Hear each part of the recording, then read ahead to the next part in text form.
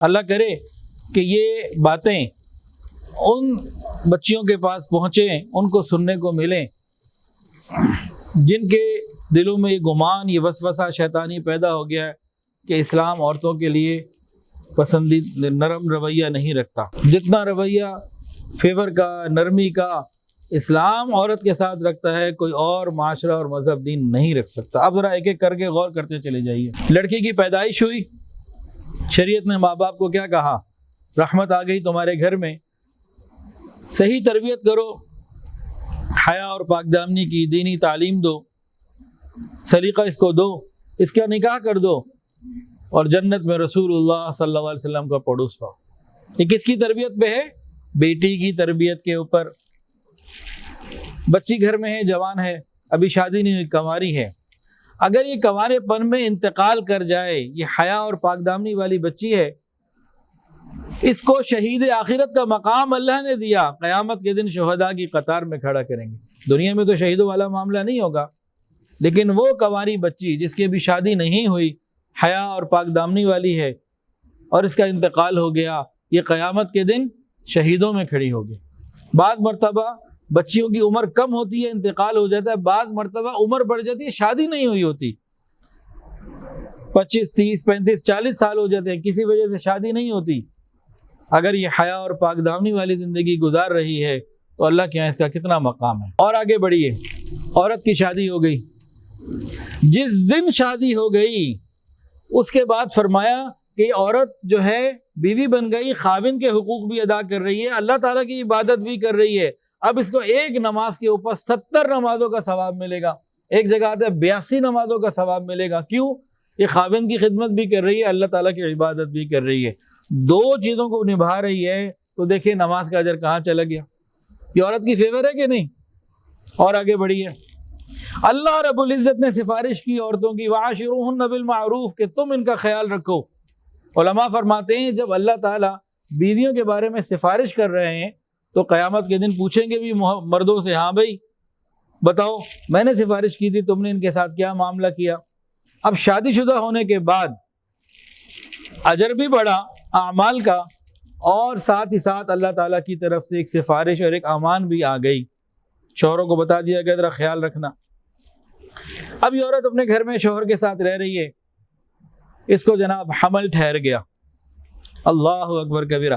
جس دن عورت کو حمل ٹھہر جاتا ہے، جس وقت عورت کو حمل ٹھہر جاتا ہے، اس عورت کے پچھلے سارے گناہ معاف ہو جاتے ہیں۔ اب حمل ٹھہرنے سے لے کے ڈلیوری تک کا جو وقت ہے، یہ 9 مہینے کم و بیش وقت ہوتا ہے۔ اس 9 مہینوں میں یہ اپنے ایک وزن، ایک بچہ اپنے پیٹ میں لیے پھر رہی ہے، گھر کے کام بھی کر رہی ہے، کبھی بیمار ہے، کبھی کوئی مسئلہ، کبھی کوئی مسئلہ۔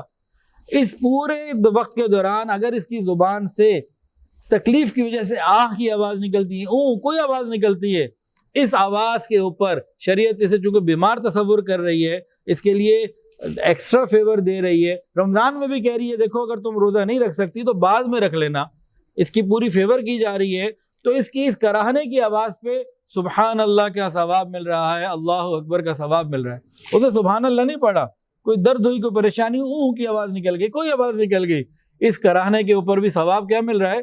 ذکر اللہ کا ثواب مل رہا ہے۔ ایک سبحان اللہ پہ جنت میں درخت لگ جاتا ہے۔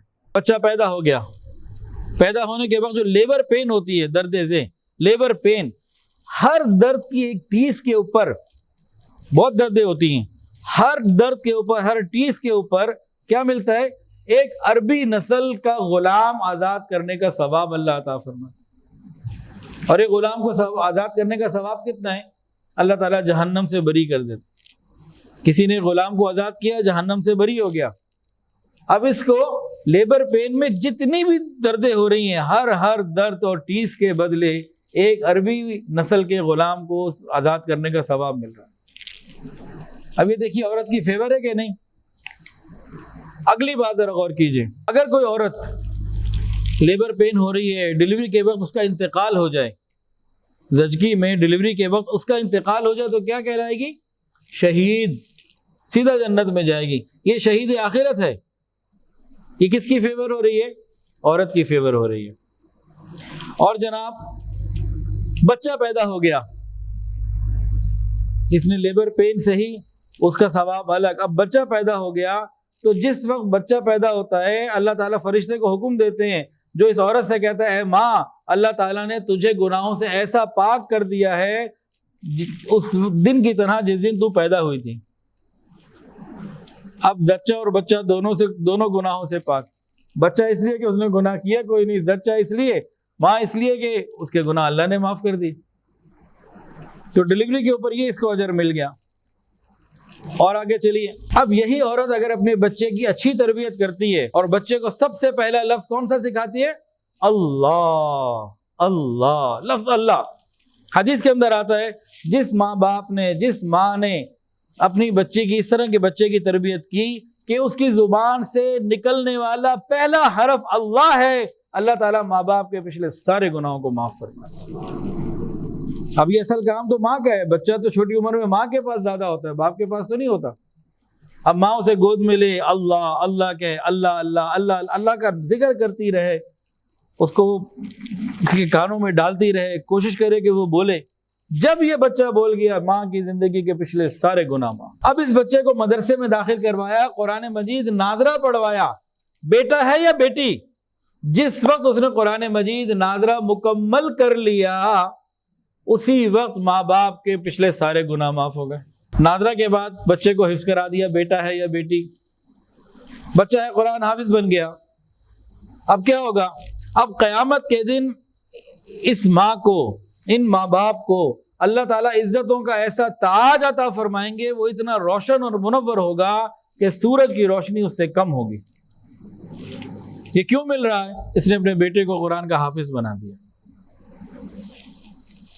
لوگ حیران ہوں گے یہ کون ہے؟ نہ یہ انبیاء میں سے ہیں، نہ یہ علماء میں سے ہیں، نہ شہداء میں سے ہیں کون جو ان کو اتنا عظیم تاج بنایا گیا؟